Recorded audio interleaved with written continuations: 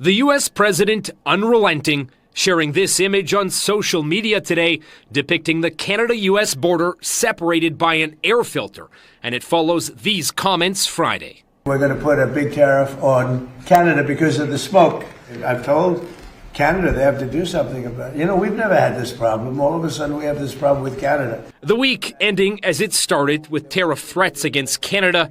Monday, the U.S. administration announced new 50% levies on a long list of goods in response to provinces taking U.S. booze off the shelves and Canada's supply-managed dairy industry. People simply are not aligned with the president continuing to rail against Canada, continuing to attack the country, and also continuing to shape this narrative that somehow Canada has been unfair to the United States. But the renewed pressure from the president could actually be a sign, says this international trade expert, that trade talks between the countries are ramping up.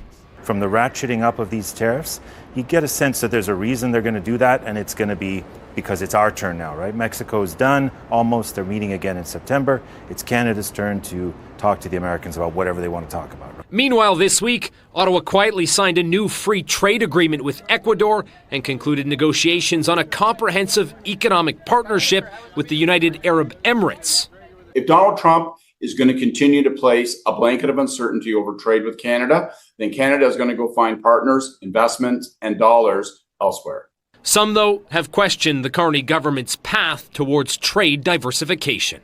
They don't achieve the diversification that the Carney government has been saying they need.